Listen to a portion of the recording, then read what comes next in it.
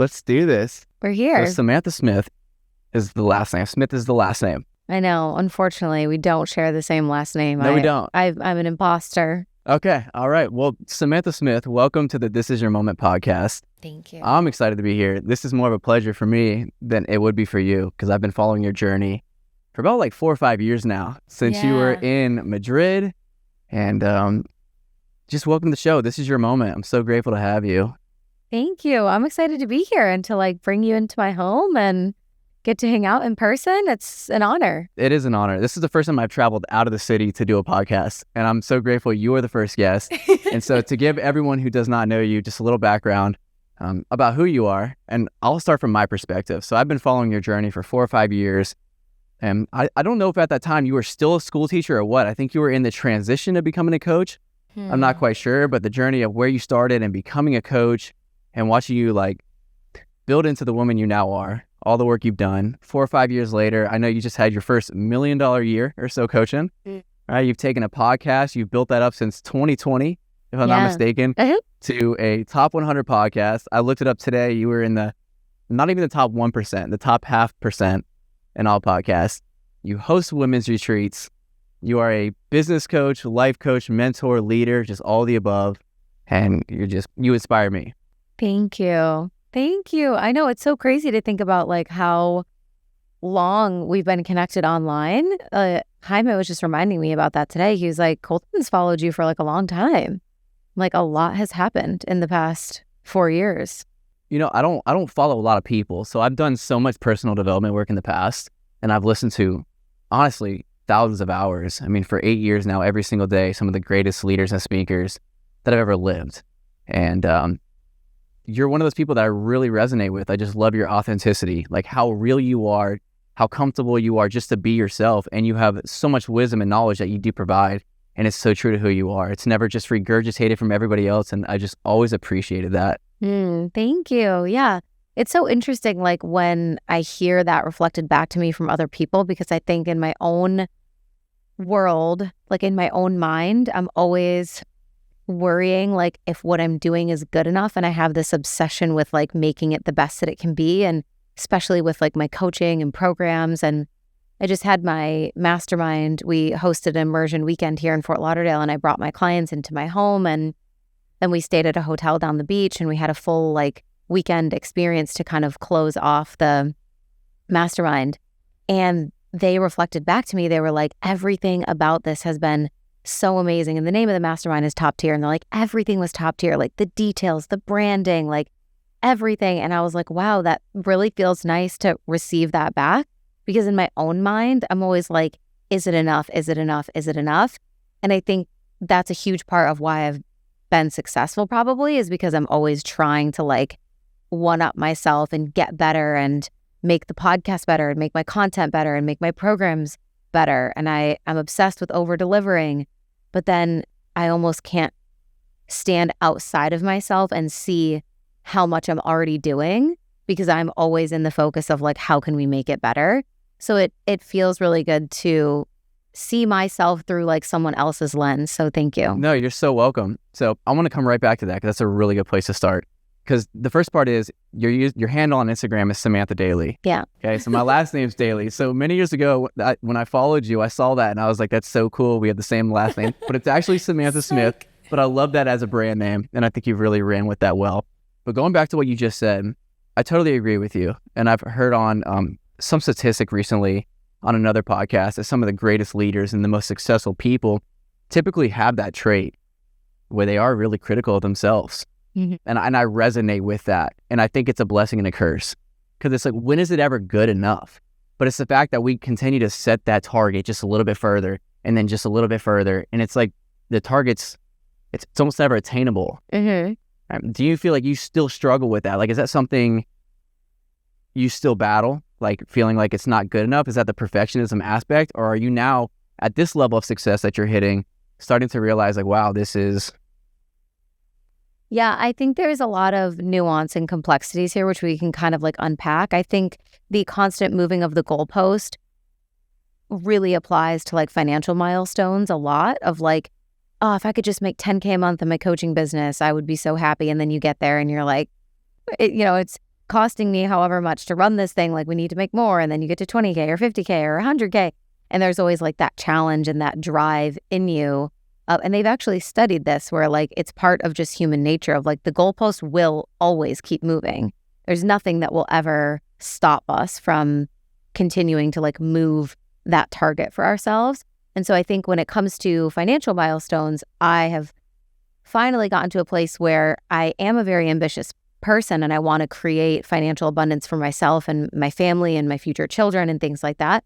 But I'm also really aware of like the constant goalpost moving and the fact that that's not going to deliver me to a place of fulfillment or happiness. And so there was like a really defining moment of actually realizing, you know, I'm making enough money to be happy and be able to do most of the things that I want to do in life.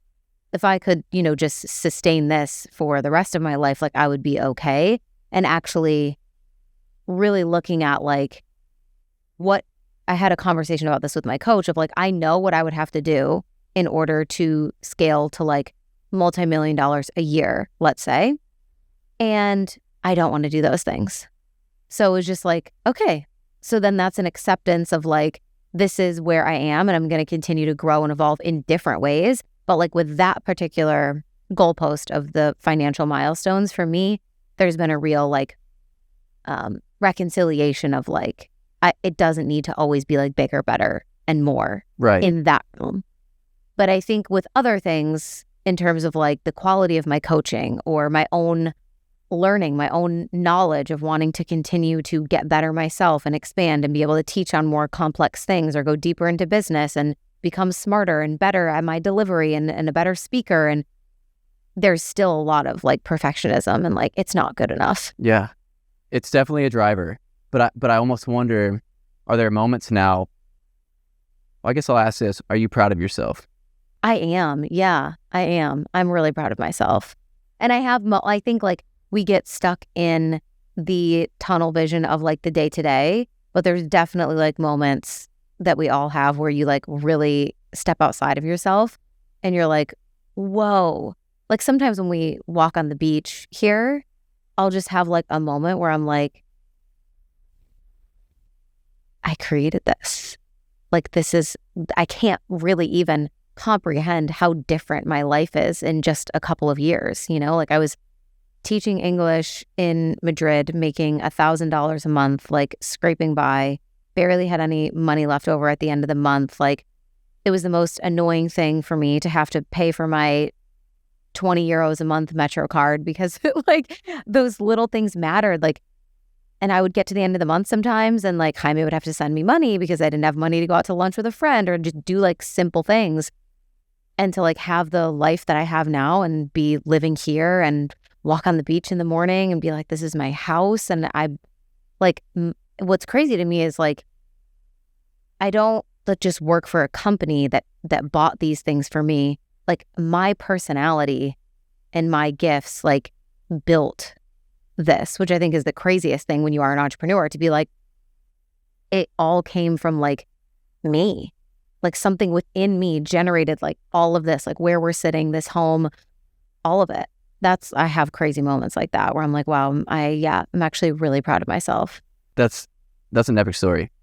When you say you are proud of yourself, did you have that along the journey, or was it when you reached like this goalpost or this mile marker, this number? Like what about at the very beginning?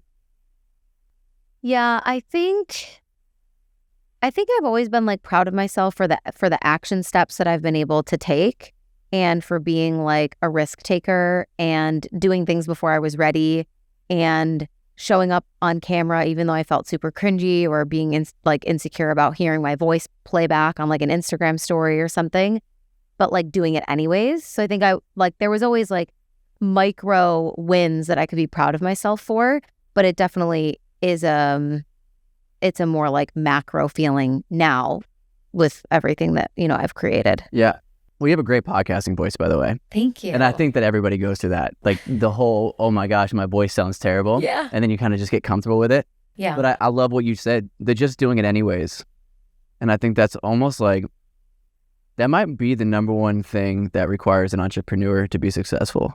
Yeah. Just being willing to step into the arena Like despite all the insecurities, all the fears, all the self-consciousness, and just doing it anyways. Yeah, I think there's no other way to really start. And so there's a lot of people that are waiting to feel ready to start.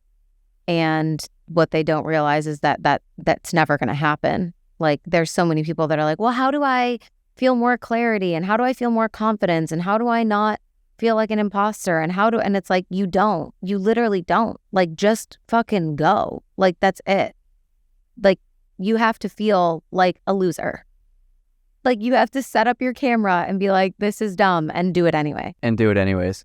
Yeah, the original podcast I started was the Not So Perfect podcast I was sharing with you earlier. And I named it that to almost give me an excuse to begin.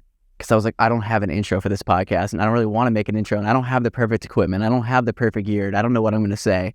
So I named it that. And really the heart of that podcast, the intention was just to show people that you don't have to be great to get started, but you have to get started to be great.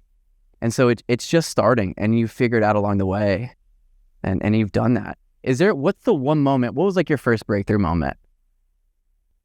Yeah, that's a good question. I don't know. So let's go back to, you're in Madrid, you're a school teacher, you're making $1,000 a month, right? Like, take me back to that journey. When did you decide to be a coach? Yeah, so it's kind of like a weird, like, stumbling into it sort of thing. So I did like a 30-day yoga challenge on Instagram, and it was like, you had to practice yoga every day for 30 days, and then you had to post about it every day and write something from the heart. So it was almost like a journaling challenge mixed with like a yoga challenge. And that was the first time I'd ever used Instagram for something other than just kind of like the standard social media that we had known it as up until that point. I mean, this was like 2017. So there were no videos, there were no reels, Instagram wasn't what it is today. And I remember being like, oh my gosh, is it going to be annoying that I'm going to post every day? Because back then it was like, you can't post every day. And now we're like posting multiple times a day. I think maybe like 15-second clips max or so.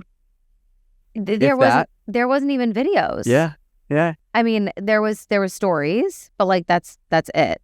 So I remember feeling like, oh, this is going to be annoying for people if I'm posting every day, but I just did it anyways. And I said that in my first post. I was like, I felt the resistance to doing this challenge because of what people would say, or people thinking that I'm trying to, be like an influencer or do something. And I was like, and you know what? So I actually was a day late. I started a day late because I had the resistance of like posting every day. And then I shared that in my first thing. I was like, I'm a day late and I'm here because like, I just want to do it. And that was just like an entry point for me to actually start sharing more of like my deeper thoughts and like introspection and stuff like that of writing on Instagram. And then eventually I started blogging, and I was sharing like healthy recipes and like mindset tips and things like that. And the blog was SamathaDaily.com because it was supposed to be like daily motivation and daily inspiration. By the way, that was my Instagram name. Daily Motivation with no I, because my last name. Yeah. I eventually changed it. Yeah. And someone stole it and never used it. Oh, so, yeah. Nice. But I want to go back. What you said I just started. Okay, so you made the first post. I'm going to do it anyways. Where does that come from in you? Like, what did you have to tell yourself in that moment? I'm going to do it anyways. Like, what gave you the courage? I think like online, I got started in network marketing.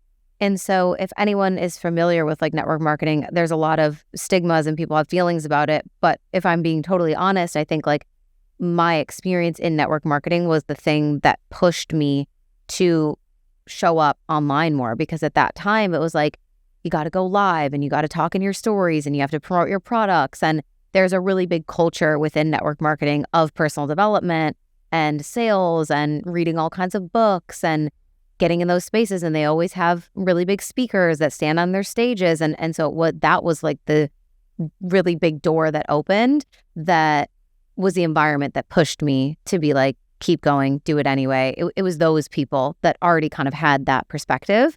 And I think that just like rubbed off on me. And then I obviously took that into my own business once I started coaching. Right. So just having a community of almost accountability, encouragement, support, being able to see other people who are already doing it. It's like, it's not that scary. Yeah. Yeah, absolutely. For sure. If I was just like alone in my room, I think I would be like, this is weird. I'm not going to do it. So community for sure was like a huge driver of feeling like there's people around you. And there's like that supportive element too of people like showing up on your lives and being like, yes. So then you're like, okay, like I'm doing it. And that's so important. Like that's why we're in masterminds. That's why we facilitate masterminds, like because we know the value of that. So absolutely. Yeah, I have. I remember when I started my motivational speaking career, or like just wanted to start using that gift because I had been listening to it for so many years and I knew so many quotes and it was all inside of me. And I was like, I'm so inspired by this and I know I can do it. But I went through that same process. Like, this is going to be cringe. Like, it's not just making a video. This is like a motivational video, like trying to inspire people. And I was absolutely terrified. And I remember hearing this quote that launched me into my first video. And it was by Jim Rohn. And he said, if you think trying is risky, if you think trying is scary, wait until you get the bill for not trying. In that moment, I was like, well, I surely don't want to be on my deathbed. And no, I just never tried. I don't want to have that regret. And so that sent me over the edge. That was my very first video. And I almost want to like remove all those videos in the past just to have like a professional Instagram, but I almost want to keep them too, to show people the journey of like where I started and how I knew nothing and the progress along the way. Yeah. Well, I mean, even when you were saying that you went back and you listened to like the 4th episode on the podcast, in my head, I was like, oh God, I don't even know like what I sounded like or if I was like even coherent or if it was good. Like it was really good. Yeah, no, it was really good. I think you're just a natural going into it. Do you think did you have a vision going into all this? Because I found like as a coach myself with human beings, like the one thing that really drives people and pulls them is having this powerful vision of what they feel called to and what they want to pursue in life. Did you have that like going into this? I think once I was more clear on what it was that I was actually doing. So when I did that like 30-day yoga challenge, that was just getting me more comfortable sharing on social media. And then I started writing more and I started blogging, but I still didn't even know that coaching was a thing, right? And then I had a friend who was like an internet friend, and she was like, I think I'm going to do this like life purpose coaching thing, like to get certified. And I was like, oh, that sounds cool. Like it literally just was like brought up to me. And then I was like, I'm going to do that too. And then I randomly got like a certification and I was like, oh, this is like something that I could actually do. So once I got more into the world of coaching and had that clarity of like, I think I can really help people for sure. Like being able to visualize the future that I saw for myself and the business that I wanted to create and everything was a huge, I mean, I teach a lot about like manifestation. And so being able to have the vision, see the vision, hold the vision, feel the vision, like that's really important. I still do it to this day. I know you're a big advocate of that, and I want to dive into that a little bit. When you had that vision, did it look similar to where your life is today? Yeah, it kind of did. Like, it's interesting. I would always see myself like waking up in a bright white apartment on the beach with lots of natural light, like big windows. I mean, and you've seen this place. Yeah, this is incredible. Like green plants around. Like it, when I really think about it and zoom out, it's very similar to like what I saw for myself of where I wanted to be. And from the business side, absolutely as well. Like the types of clients that I get to work with and the opportunities and the podcast, like, yeah. And I mean, obviously there's some things that are different, but a lot of it is like really aligned. Yeah. I guess if we were speaking to entrepreneurs, which I know majority of my audience is, and obviously yours is, I think that's the most important thing you have to have is the vision. Like there's a reason in the Book of Wisdom it says, without a vision, the people perish. And another translation says, without a vision, the people cast off restraint, meaning there's no discipline. Right? So it's like, if there's no vision, you die inside, you feel empty, you're uninspired, you're unfulfilled, the depression comes. But it's the vision that pulls you. It's not so much of a push. And it's also the vision that when things get rough in life and the adversity comes, like keeps you continuing to keep pursuing. Yeah. And keeps you motivated. Yeah. Yeah. I definitely feel that like pulling sensation more than a push, which is a cool illustration. And the fact that this vision you had, how many years ago was that? Like 7, 6? Well, let's do some math. It was probably like 2018. 2018. Yeah. And now we're 2023, almost 24. Yeah. And in 5 years, you took a business you just started to what it is today, which is, yeah, I love to say it. You know, you got $1 million business on your hands now and you're leading so many women. And the podcast that you blew up so quickly, I mean, that's really aspiring. Yeah, I think the podcast is like the most interesting to me because when I started the podcast, I mean, I still don't have like that large of an audience online, but I really didn't have a large audience when I started the podcast. And so to see it like grow so much and, chart in some of the top charts in different countries across the world and yeah, like have millions of downloads. I'm just like, what is that? Like, I'm even like, people are always asking me, like, what did you do? How did you do that?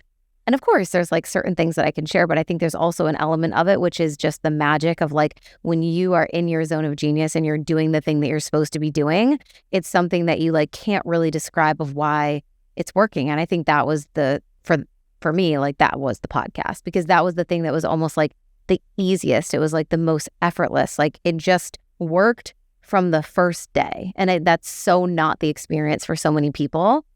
And I'm constantly asking myself, like, why is that? What did I do differently? Like, what is it? And I don't necessarily think it's like because I'm crazy talented. And we were just talking about this whole setup and everything. I'm so like I'm basic. Like I still have a USB mic and like one camera angle. Like I just got a camera this year for my podcast. Yeah. Like it's really been like grassroots, like super basic. And so I don't think it's really about necessarily the technology or the talent, but it's like when you're in your zone of genius and doing the thing that you're meant to do, things work nonsensically. It's the gift. Like, and I think that's what you have to find your gifts, like your lane, your calling, what the gift that God gave you is, because as the same book of wisdom says, like your gift will make room for you and bring you amongst the greats. Like it's your gift. So you can't try to do that in somebody else's lane. Like you got on the podcast and your 4th episode was absolutely incredible. And I could have listened to that and be like, yeah, you got it. Like you are a talented, gifted speaker. You just have the calling. Like it's anointed, like it's going places and it'll make room for you as it's done. So I think for anybody listening, it's like, find your gift. And we all have our own genius. But I don't think you can really be successful outside of utilizing that gift. Yeah, but I think that's like what a lot of people struggle with. Is like, but how do I find it? And I don't even think that I necessarily have the answer to that, which is, I think that's the question that so many people have is like, well, what's mine and how do I find it? And I feel like the only thing I can say to that is like, be more brave and try more things. Yeah, I get that question quite often too, because obviously I say that and they're like, well, I don't know my gift. So that would be the first one. Just keep trying things. And I think second, what are you really passionate about? Like, what do you love so much? What do you think about so often? And there's Steve Harvey has a quote and he says, your gift is what you do the very best with the least amount of effort. Like, what do you do the very best with the least amount of effort?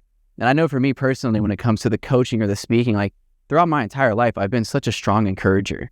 Like whatever you're going through, I'm going to hype you up. I've always had the ability to see the bigger perspective or have that visionary component.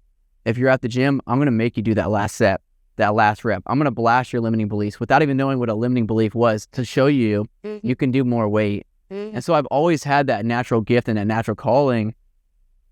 And I didn't know I wanted to be a life coach. Like when I made this transition, I was like, well, I'll be a fitness coach. Had a friend that was making good money. I worked out. I could do it. Got certified with like a great certification and then got a back injury like a week later. Yeah.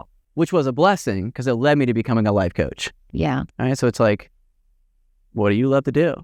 Just like your video said the other day, like, bitch, what do you think? Right? Yeah, I love that. Yeah, well, I think a lot of people want someone else to tell them. Yes.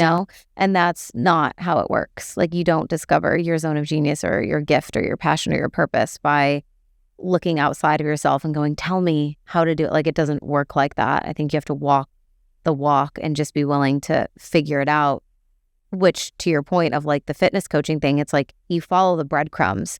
And the first thing that like is a curiosity or a desire that you follow, maybe not be where you end up, but it's the thing that leads you to where you're meant to go. And I think that's, at least for me, that's been so true, of being willing to follow the breadcrumbs. Like with network marketing, it was like, okay, I wasn't meant to be a network marketer for the rest of my life and do social selling, but it opened so many doors for me in terms of giving me more skill sets when it comes to sales. And it opened a lot of personal development doors. And I read so many books from there and I grew and I like learned so much about community and the online space. And like, so that was a breadcrumb that was worth following. But if I didn't believe in myself, or if I didn't have the courage, or if I worried, oh, people are going to think like, you know, I'm salesy or whatever, and I didn't do it, then I probably wouldn't be sitting here doing what I love every day and living this life. So you have to be willing to do the small things as well and find those, just follow the breadcrumbs. Yeah. And all those things prepared you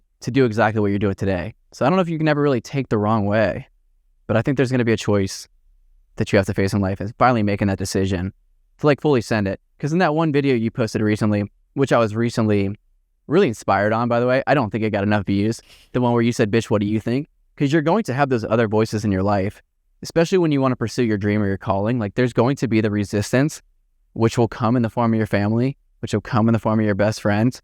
And I heard Alex Hormozi's quote recently where he said, sometimes your parents' dreams have to die in order for yours to live. Mm-hmm. Yeah.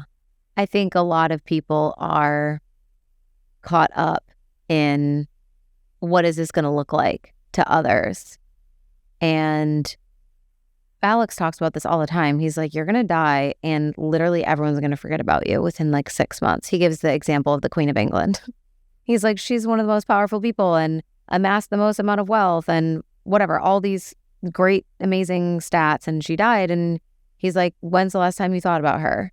And it's like, no one, like you could be so important to the world, a country, whatever, and still eventually like you'll just fade away and be forgotten. Like, and that's a humbling reminder. And Gary Vee always talks about that too. He's like, and you're going to die.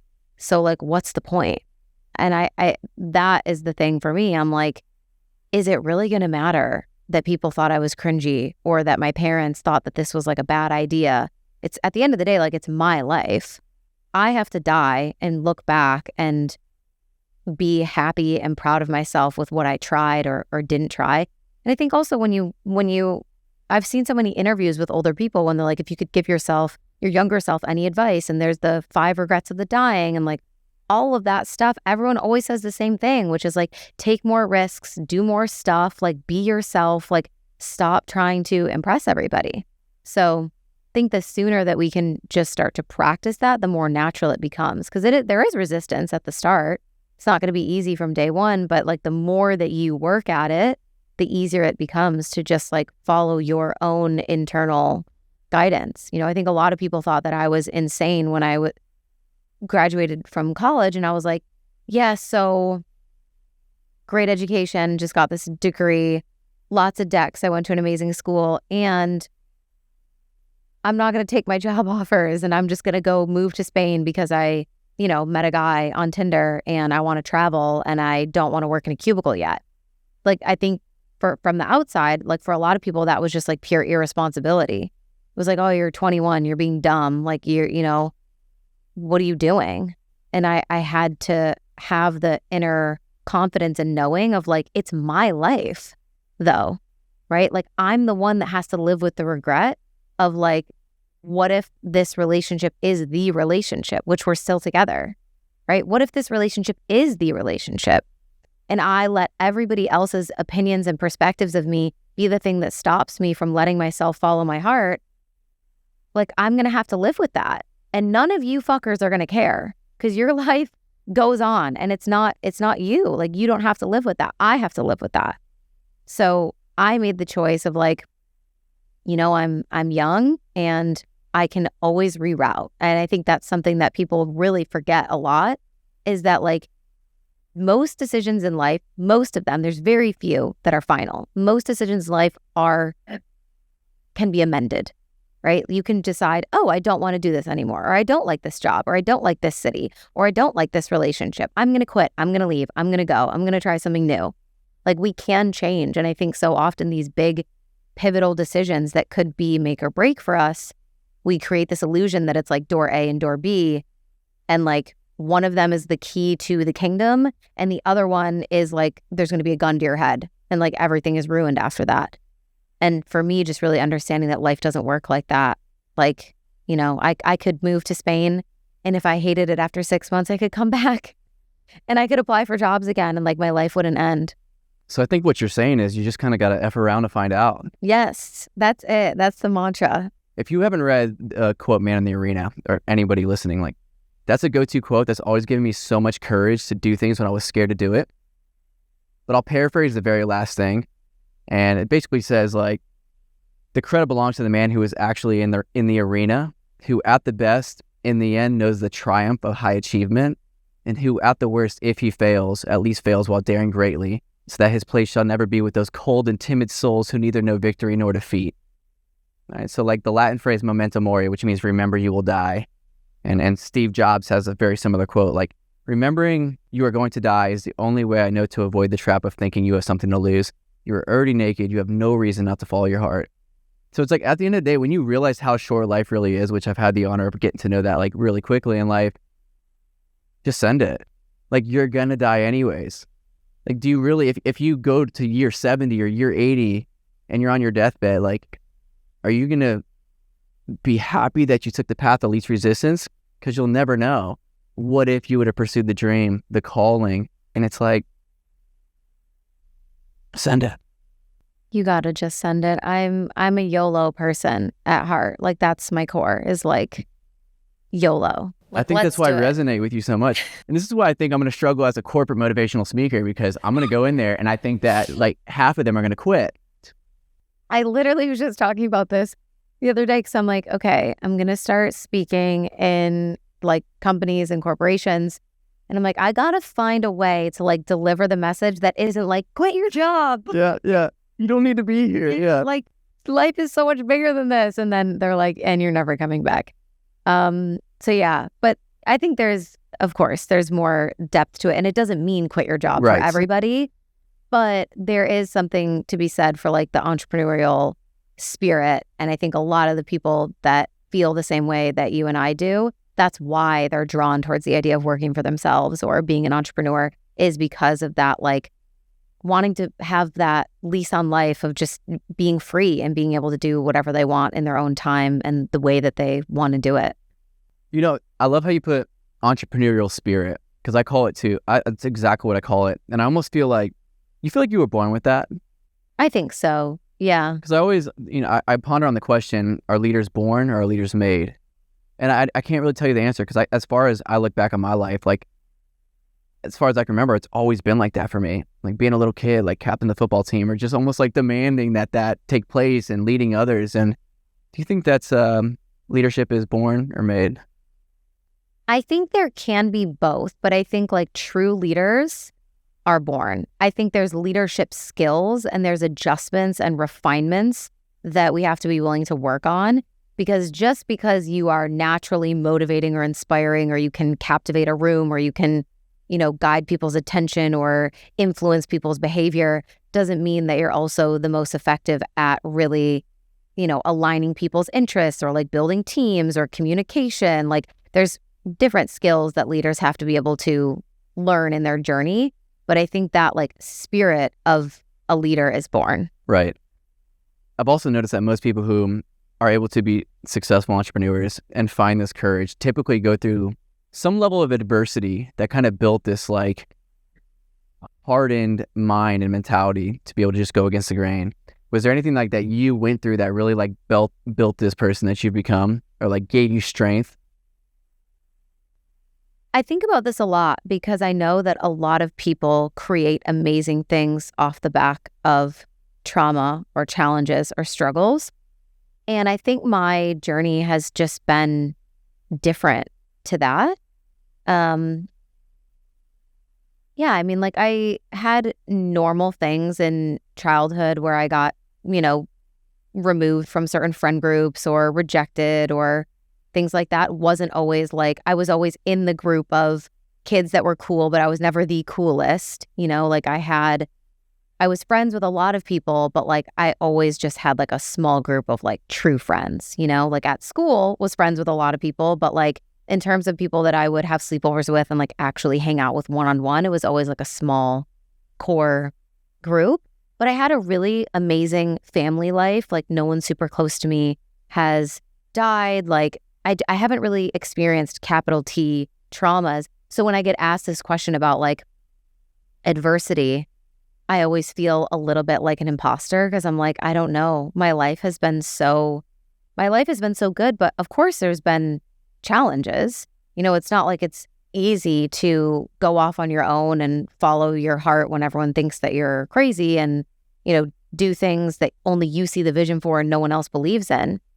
So yeah, I think to even stop you right there, I'm so happy you said that, because I actually have a lot of clients that I work with that have that imposter syndrome feeling, and they're like, well, I almost wish I would go through something, but the fact that like you didn't, like I wish I wouldn't have had to go through that to have the character that I have and the success that I have. But this is just a testament to everybody. Like, you don't have to have some traumatic story. Like, you don't have to go through some crazy ish to be able to be successful and for people to listen to you.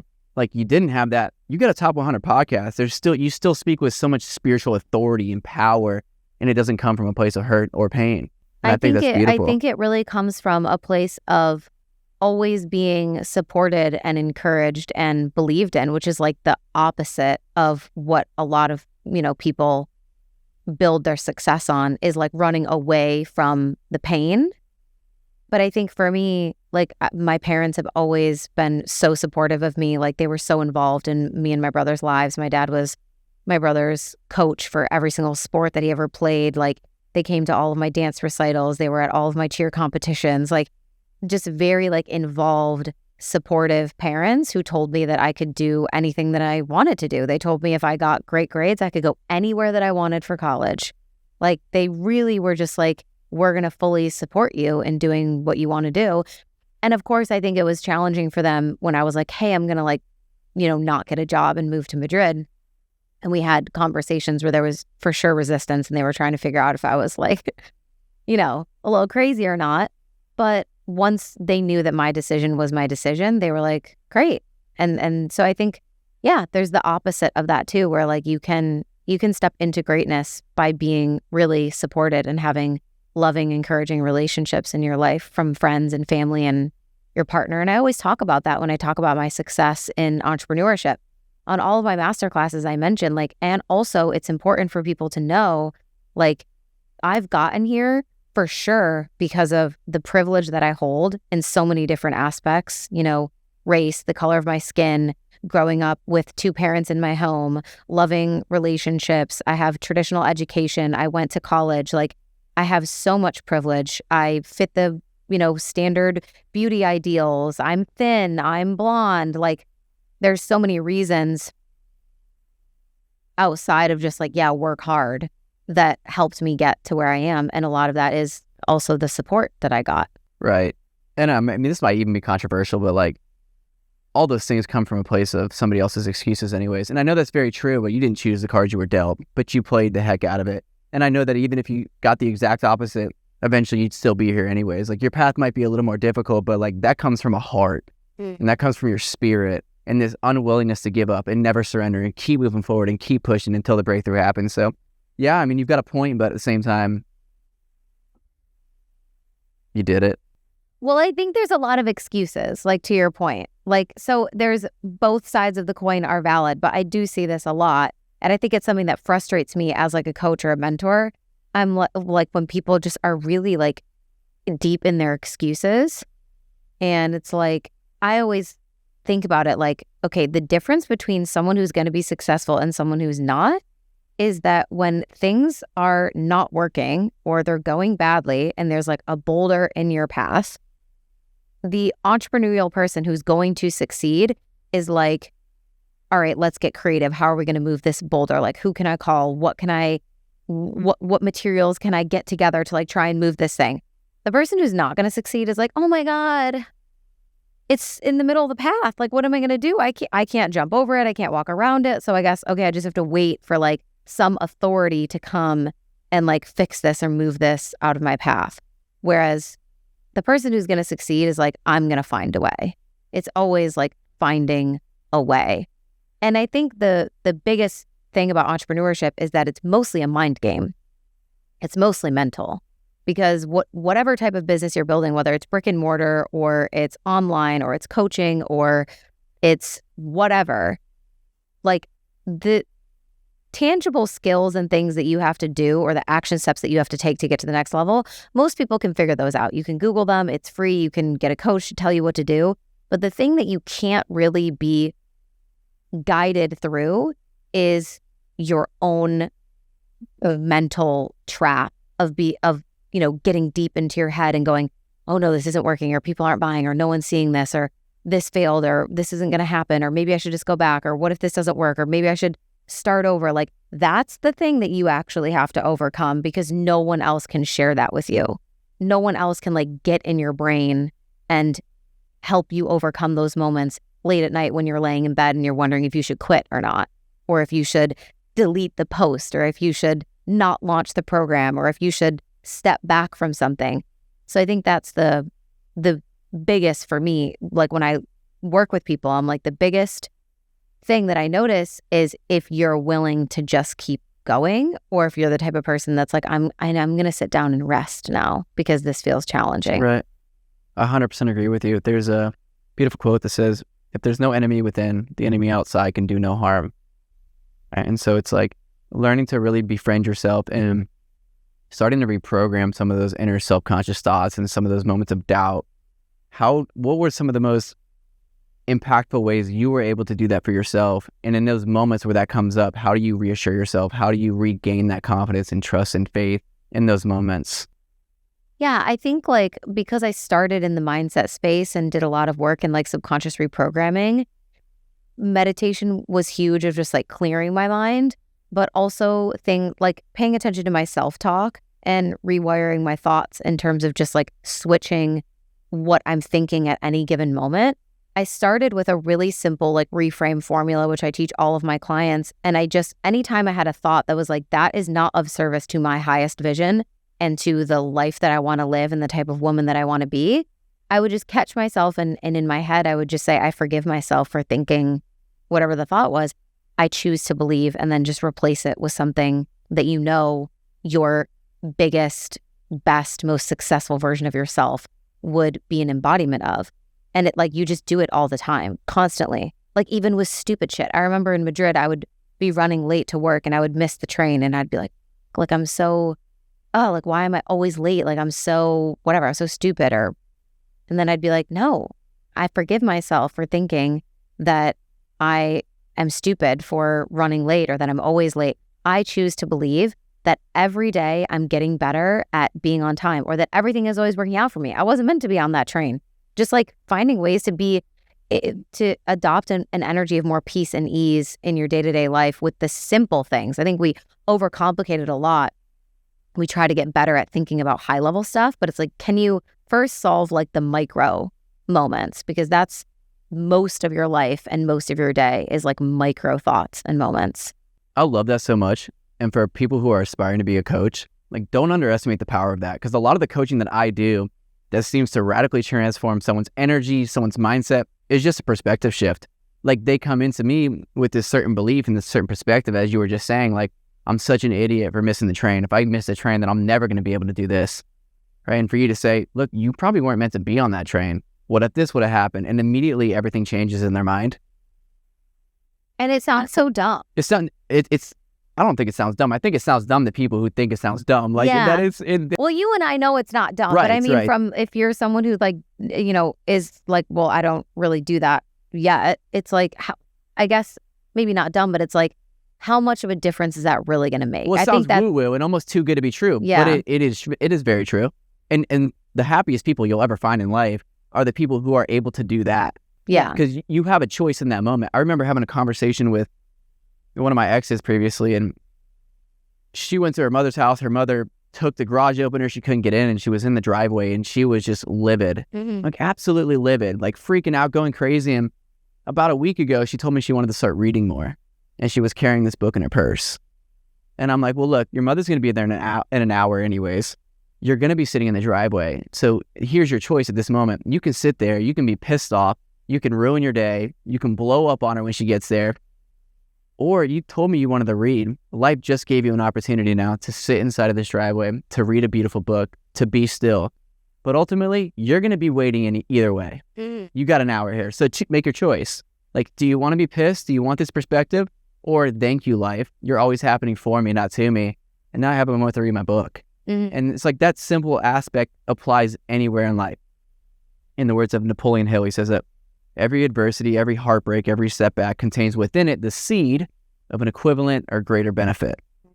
And you can create an entire coaching business just off of that one little thing. Yeah. Yeah, just find the silver lining in everyone's problems and they'll pay you a ton of money. You'll make them feel so much better. Yeah, it's so true. Like that is the smallest shifts have the biggest impact, because once you start to wire your mind to think in that way and to be a positive person and to look for the upsides of everything, you see upsides in everything. You see opportunities in everything. You see possibility in everything. Instead of seeing just the negatives or what's going wrong or the worst case scenarios, like it's like this crazy like Einstein thing when the numbers are all above your head and your whole perspective on life just starts to shift.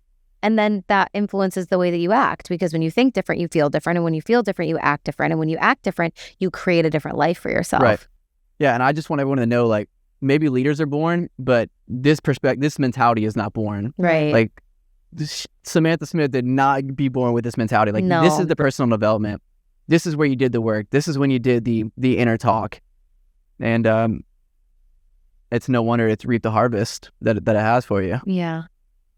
Yeah, the mindset stuff is the foundation of everything. It truly is. And I mean, as the Book of Wisdom says, as a man thinketh in his heart, so is he. So whatever is happening in here, whatever you're thinking, and you know what's crazy to me? And to finish that will be manifested out here. What's crazy to me is that our default state is negative. Mm-hmm. And that blows me away. I've never understood that. Like, why is our default state so negative? Mm-hmm. And to be able to transition it to positive is almost like a force, something that really has to be trained and perfected over the years. Yeah. Yeah. No, that's such a good point. Like, it's the negativity bias as humans is so real. So it is the natural state is to be hyper focused on what's wrong, what's not working, and the negatives as a way to protect ourselves and to help us get better and continue to survive, essentially. But it's a lot of work to like retrain your brain from the way that it's like naturally been built to operate. Especially when you don't feel like it. Like in those moments where you don't know if you're going to be able to pay the bills and the stress comes on and the fear comes on, or you don't know if it's going to work out. And the feelings are like, you're feeling the depression and the weight of that and that heavy weighted blanket of darkness. Can you do it then? Yeah. Can you still speak those words of life over yourself? When you don't have the finances, can you speak abundance over your life? Yeah, I think that's the hardest thing, which is exactly what I was talking about before in terms of like, okay, the entrepreneurial mindset, the person who's going to be successful, when the boulder is in the path, no matter how they're feeling, they're still like, and there will be a way. Like, there must be a way. I have to find a way. I'll die finding a way, making a way, right? Whereas the other person is like, this really sucks. So I guess I'm just going to be here in this suckiness. I think I saw that quote Hormozy posted yesterday. He's like failure and winning are the same exact path. Like, failure is just like a door before, like a little bit before that. It's like, are you going to take it or not? Like, are you going to quit before then? Yeah. Yeah, I mean, I think that's a huge thing too, is like, are you willing to fail? Which is, I mean, the main reason why most people don't succeed is because they're afraid of failing. So they're like, oh, I don't want to look stupid. I don't want to look dumb. I don't want this to not work out. No one's going to buy. What if there's only one person in my group program? So then they don't launch the group program, and then they just, and it's like, well, yeah, that's failing. You got to fail forward. You have to fail faster. If you want to succeed, like, speed up the rate at which you fail. They're one and the same. Like, they're not separate paths. It's not successes over here and failures over here. Like, they are merged. They are the same. You're on the same path. And I think it's defining what failure is too. Because is it really failure? Like, to one perspective right now, it's like, if you don't think you're going to take a lot of L's as an entrepreneur, you're mistaken. But it's like, are they really L's or are they lessons? Like, you're going to take a lot of L's. And every time you do quote unquote quote failure, that's where you learn everything anyways. Yeah. Right? It's like, that's how you're refined. Yeah. And some suck more than others. For sure. But I think that's a huge thing too, is like, people are so scared to invest in themselves because they're so scared to lose money. And I'm like, if you're not willing to risk losing money, losing your reputation, like, then you're not an entrepreneur. That's right. You got to be all in. And if you don't think your dream's going to be tested, you're mistaken, because being an entrepreneur or any pursuit of something worthwhile is going to require a lot of faith. And there's going to be moments of doubt. And there's going to be moments of where you can't see any manifestation and it's going to look real dark out, but you just got to keep going. And that's the question you got to ask. Am I willing to go all in? Am I willing to go to failure? Am I willing to go broke? Am I willing to look like an idiot in front of all my friends and do it anyways? And if the answer is no, it might not be the path for you. Yeah. And I think that's a big thing that I talk about too, is like, it's not for everybody.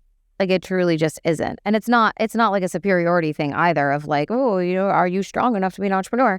But like, straight up, like, there's just people that like, it's not for you, and that's fine. Because I think there's a lot of people that are trying to make themselves be entrepreneurs because they think that's the door to their liberation.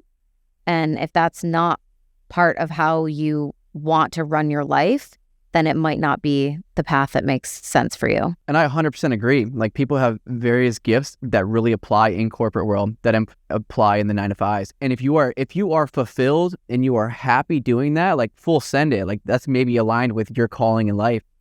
I guess I speak to the people that are in that situation that aren't fulfilled, that know they have a deeper calling to step into the arena and they just haven't done it. Because if there's these heart murmurs and these yearnings to do something different, and you're starting to have these questions of, I really feel like there's more to life for me than this, well, you might have that entrepreneurial spirit.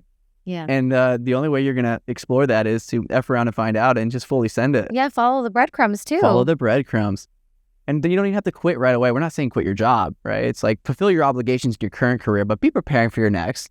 Like, if you can go 9 to 5 and you come home and you're playing video games from 5 to 11, or you're watching Netflix from 6 to 11, well, maybe you want to take that hour to start that network marketing business. Yeah. I mean, I talk about, because people ask me a lot about the time period where I was still teaching and essentially working full time and then building my business and what that was like. Because I think I have a lot of compassion and empathy for my clients and people who are in that phase, because that is that's a really hard phase to be in. My perspective, I think like 0 to your first $100,000 in business is probably the hardest phase. I think it's a lot easier to go from like 100,000 to $500,000 than it is to go from 0 to 100. Like, the initial phase is really, really hard. So I have a lot of respect for people that are doing that. But I get asked a lot like what that was like, and I'm just have to be really honest with people, because I also think there's a big conversation nowadays about like balance, and we're really into health and wellness and all these things, and I'm like, yeah, but like it just is not really possible to be at 100% capacity in every area of your life while working full time and trying to build a business. That's right. So I couldn't go to the gym 6 times a week anymore. So I didn't. I couldn't hang out with my friends and get drunk on the weekends. So I didn't. Like, I was not very social.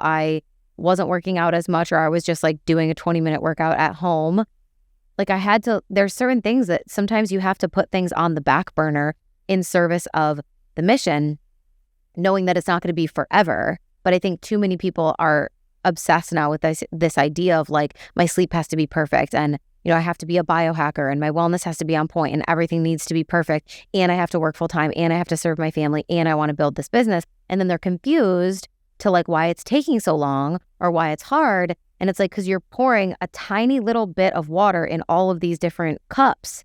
And if you could take some of those cups and just funnel them into the one mission, you would go a lot faster, and then you can redistribute your water. Because then that cup will overflow, and then you add another cup. Yeah. And then you add another cup to catch the outpouring of that. No, I fully agree with that. I don't know if there's much balance in the first 100K anyways. And I think that if I had to make a guess as to why that first 100K is so hard and why the 100 to 500 or 100 to million is easier, I think that first 100K is the shifting in the identity of your own belief system. Like, once you hit that 100K, you now kind of believe in yourself. I can do it. Oh, I am who I think I am. Mm-hmm. I have the ability to do this. I'm worth it now. Mm-hmm. I'm worthy of it. I know how to ask for a sale. I believe that I'm worth what I'm asking for. Once that shift has happened, well, then the law of attraction just kicks in. Yeah. And now it's like, well, what is just raising my prices at this point? Yeah. Yeah. The belief thing is huge. And you also have proof of concept. Yes. Like developing an offer that actually works and people are getting results from and they like, and you're getting repeat customers. So from a tangible perspective, like your thing is working. So that's great. And then you also have the mindset side, which is like, and because I can see that the thing is working, my belief in myself that I had to have when things were not working is fortified, and it's even stronger now because it's being confirmed back to me like, oh yes, I am who I say that I am. I can get these results for people. I am doing good work in the world. This does matter. People do care. They are buying. So yeah, I totally agree. I think those two things together is what makes that journey, that like initial phase, so key and also so challenging. I agree. There's so many things I want to ask you, but this would be forever. So I'll try to wrap this up. I want to go a little bit into the manifestation. But to put a bow on that right there, in that first 100K, like, as you said, like there's proof of concept. I think a lot of that confidence shifted for me when I started seeing results. Like when you first become a coach and you got your first client, you're like, well, can I really change their life? And then 4, 5, 6 clients in, they started businesses. They now have $1 million business. They broke through, their relationship changed. You're like, okay, I can do this. Like, this is who I am. And it almost, I want to get your take on this quote by Alex Hormozy. He says that confidence isn't a result of shouting affirmations in the mirror, but by having a stack of undeniable proof that you are who you say you are. And because I know for me, it's like there's so much truth to having the results aspect of it, but I do kind of believe in the affirmations as well. So how does that sit with you? Yeah, I know. I think I've seen him post this, and it's interesting because I come from like the mindset, personal development background, which you do as well. And so we know the value and the power of affirmations and shouting in the mirror, as he says. But then there is also that side of it that we were just talking about when you start to build that social proof that and proof of concept that your program is working, you're getting results, you're able to help people, they're changing their lives, they're making more money, or they're feeling more fulfilled, whatever it is. That really does feed your confidence in an incredible way. And so I think it's not, for me, like it's not one or the other is right or wrong, but I think it's like I've found both things to be true, that before I had any quote unquote undeniable truth that what I was doing was working or that I could help people, it was important for me to lean on practices like using affirmations to start to build that sense of self. But then, of course, you're going to need to have real physical proof in order to amplify that. Right. So I think I started with like, how can I believe that there's a version of me bigger than who I see myself as today? How can I believe that deep in my soul, really truly believe it before it's real, but then also do the work to make it real, which allows me to believe it even more. So how does fake it till you make it sit with you? Yeah, I know a lot of people like have really polarizing opinions on the fake it till you make it. They're like, yeah, you have to do that. And then other people are like, that's not real. I don't know. That statement has never really like bothered me. It's never like triggered me in any way. I don't think I have a one way or the other opinion about it, because again, I think it's like, it's both. Like you do have to find a way to be delusional enough to believe in the vision and believe that you can be something that you're currently not. So you do have to kind of fake it a little bit. You have to be delusional, but then you also, of course, have to do the work required in order to actually become the thing. So it's. I think for me, it's both. I think that's beautiful. I think you just gave the formula for overcoming imposter syndrome. Because like, what is imposter syndrome? It's, well, you just started. You are an imposter. You've never done it. So yeah. I've always loved this word. Like, to be a successful entrepreneur and to start, you have to be a delusional optimist. Because you were saying delusional. It's like, you have to be that. So you have to start with that amount of faith, but you have to put the actions behind it. And eventually, once you get the results, you're not going to feel like an imposter anymore. It's going to become who you are. So I think you're 100% right. Do both. Yeah. You know, do the affirmations, because that's where you start. Yeah. Be an optimist, and then put in the work, and that imposter syndrome goes away. But then I think you always continue to get to new levels where you again are an imposter. Like for me, imposter syndrome is something that you continuously move through. It's not one and done if you're growing, right? I think if you're not feeling like an imposter and you haven't for years, it's probably a sign that you're not doing hard enough stuff. So you're not being stretched, you're not being challenged, you're not stepping into arenas where you're like, wow, I feel like such an infant here. Like there's people that are so much bigger and better than me. I don't know what I'm doing. Can I get results? That's the stuff that ultimately makes you grow. So if you're continuing to pursue those types of things, you're going to continue to feel the imposter syndrome. And then you just go back to the formula that you used before, which is like, okay, I feel like I'm not prepared for this. I'm going to go back to the affirmations. I'm going to create the belief. I'm going to create the vision, create the delusion, believe that I can be bigger than the version of myself that I currently am. And then I'm going to walk in faith toward that thing until I become it. And then you see the social proof and you stack the undeniable proof. And you're like, oh yeah, I am this person. I am that bitch. I am who I said that I am. And then again, you grow and it all starts over. So it's always, we're utilizing both always.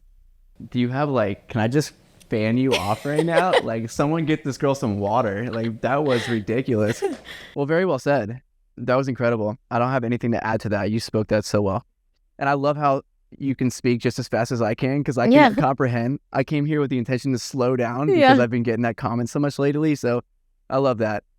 But moving towards the manifestation side, and I want to wrap this up here because I know this is your bread and butter, something you believe in so powerfully. I most definitely believe in it as well. I want to start with this. What are if you had 3 of the most powerful books revolving around this that impacted you that you'd recommend, what would they be? Oh man, that's such a hard question. Off the top of my head, I really like The Universe Has Your Back by Gabby Bernstein. That book really helped me. I also think Secrets of the Millionaire Mind by T. Harv Eker was a book that really allowed me to affirm the belief that I would be a millionaire. So that's a really cool one when it comes to the mindset and kind of manifestation piece behind stepping into more wealth and abundance.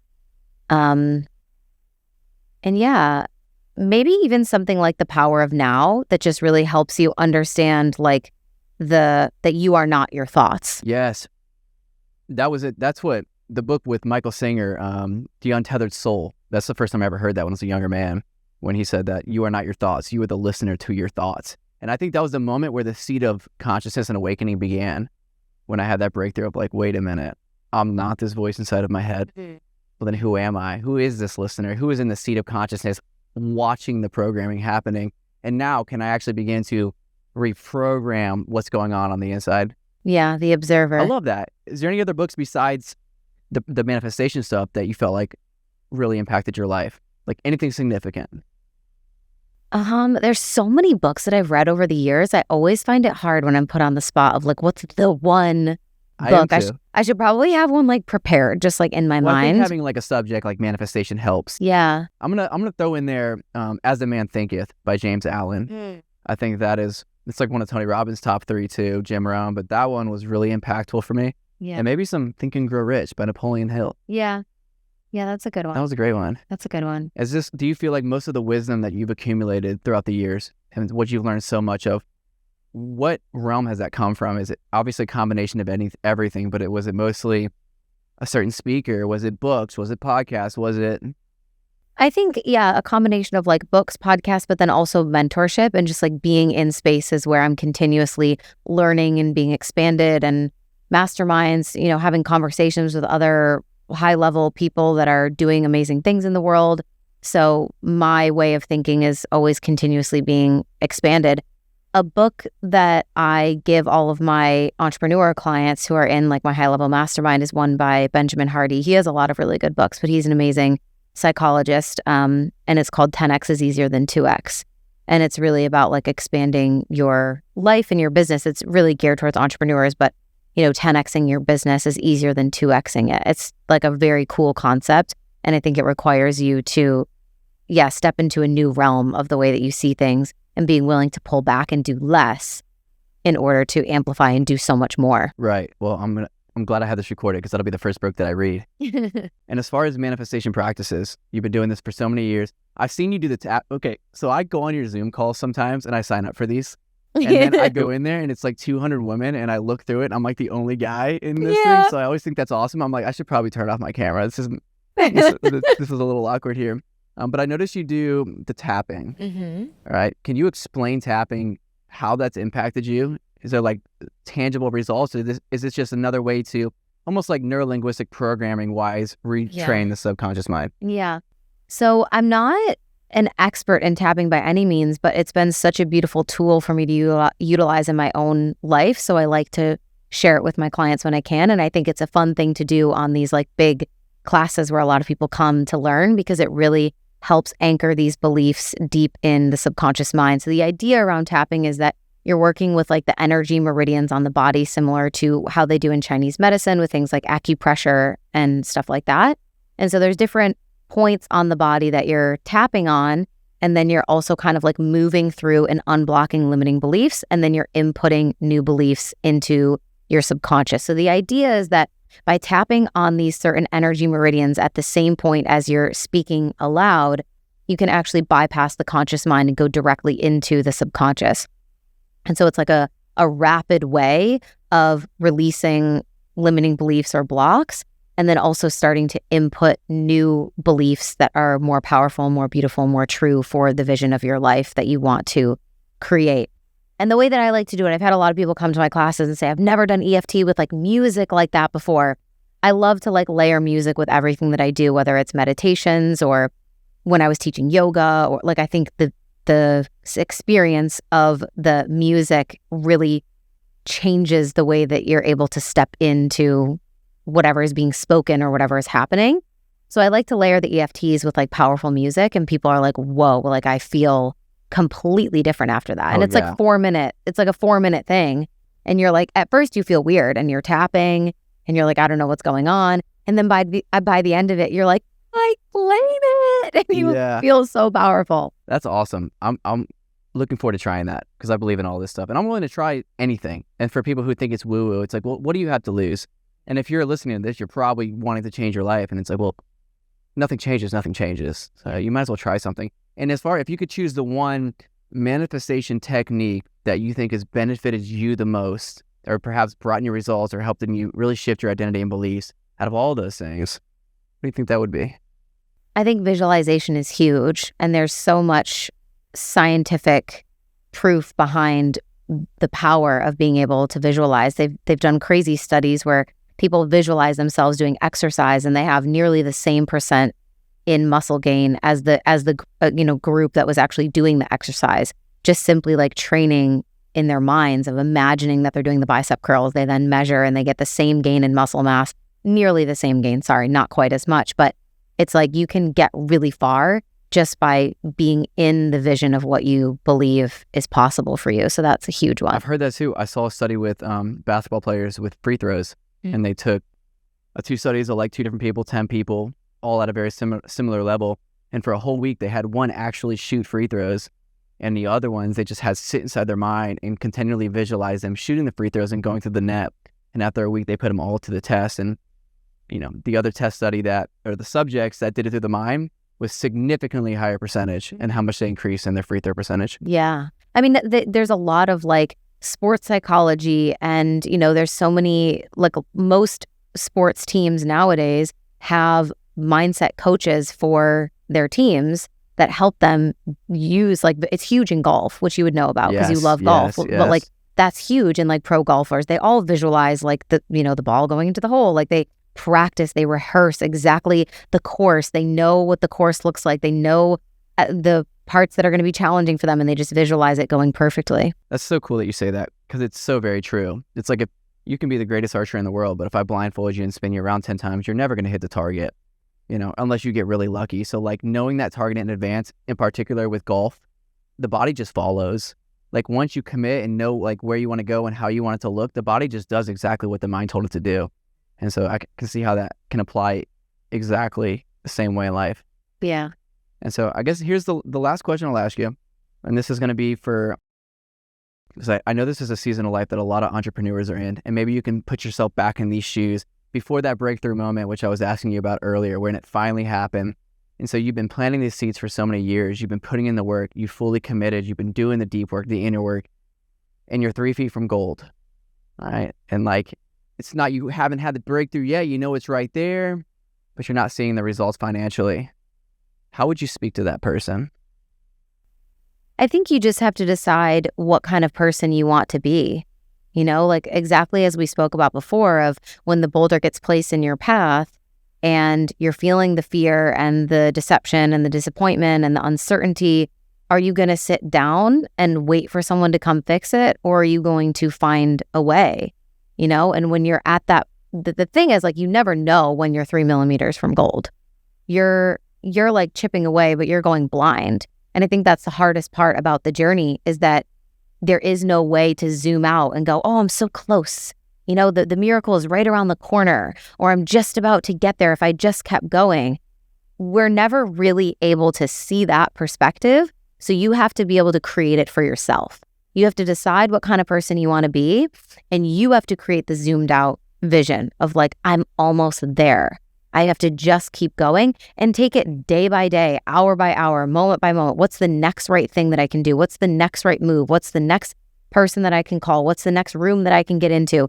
If you just keep going like one little bit at a time and believing that you are 3 millimeters from gold the whole time, you'll be able to go so much farther.